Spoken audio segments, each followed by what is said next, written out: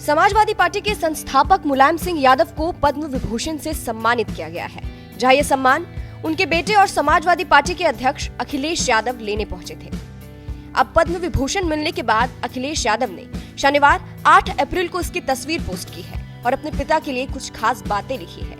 इसी के साथ जो तस्वीर अखिलेश यादव ने पोस्ट की है उसकी खूब चर्चा भी हो रही है। चलिए आपको भी बताते हैं पूरी खबर के बारे में।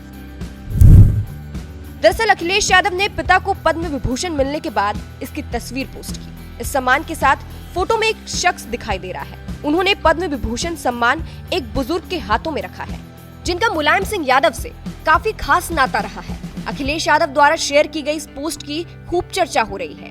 बता दें, जो शख्स इस फोटो में दिखाई दे रहा है वो मुलायम सिंह यादव के अंग्रेजी के शिक्षक उदय प्रताप सिंह की है, जो कि मुलायम सिंह यादव के बहुत करीबी भी थे।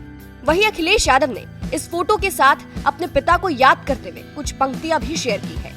उन्होंने लिखा है, धरती पुत्र मुलायम सिंह यादव को पद्म विभूषण सम्मान, अनगिनती दिन दुखियों का उद्धार कर गए, सपना समाजवाद का साकार कर गए।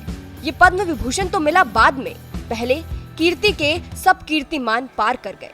वंचित श्रीमंत किसान को हक मांगने का ढंग सिखला गए, कितना बड़ा उपकार कर गए।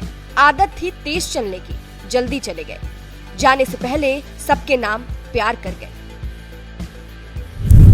आपको ये भी बता दें, उदय प्रताप सिंह को मुलायम सिंह यादव ने ही राजनीति में आने को कहा था, इसलिए मैनपुरी लोकसभा क्षेत्र से 2 बार उदय प्रताप सिंह सांसद भी रहे हैं। उदय प्रताप सिंह करहल के जैन इंटर कॉलेज में शिक्षक थे। यही मुलायम सिंह यादव उनके छात्र भी थे।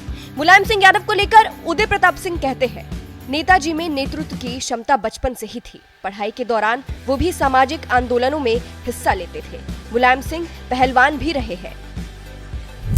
बात की जाए उदय प्रताप सिंह की, तो वो एक लोकप्रिय कवि, साहित्यकार, समाज सेवी और राजनेता के रूप में अपनी पहचान बनाने में कामयाब रहे हैं। और अभी फिलहाल वो अखिल भारतीय यादव महासभा के राष्ट्रीय अध्यक्ष हैं। फिलहाल जाते जाते आपको सुनाते हैं कि उन्होंने मुलायम सिंह यादव की तारीफ में एक बार उनके सामने क्या कुछ कहा था, सुनिए।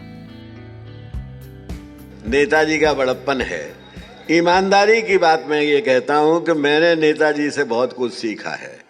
मैं आपको बताऊं कि जब मुझे नेताजी ने ही मुझे पहली बार एमपी बनाया तो नेताजी ने मुझसे एक बात कही थी और ये कहा था कि आप अंग्रेज़ी के अध्यापक हैं, अंग्रेज़ी पढ़ाते रहे हैं, संसद में अंग्रेज़ी मत बोलना।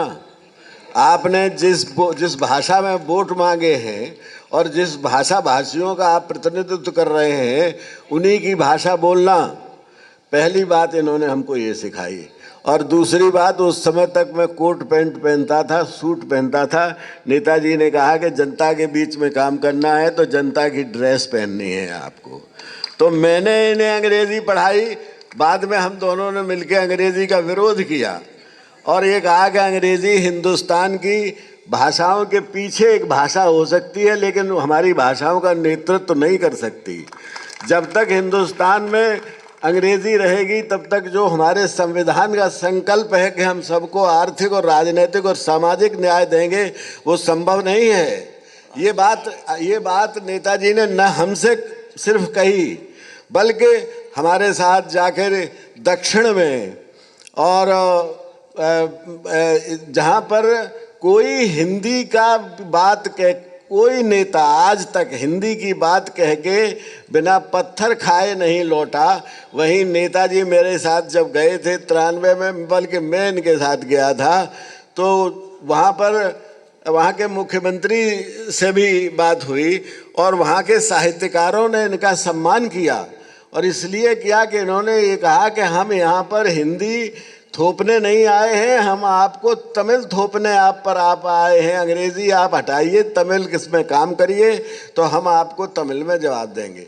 ये हिंदुस्तान को एकता और अखंडता के सूत्र में बांधने का काम जो नेताजी ने किया है वो हिंदुस्तान के इतिहास में स्वर्ण अक्षरों में लिखा जाएगा और पहले नेता हुए हैं। मैं अभी बात नहीं कह रहा था, उस क्षेत्र में जहाँ नेताजी गए थे वहाँ रामायण जलाई जाती थी।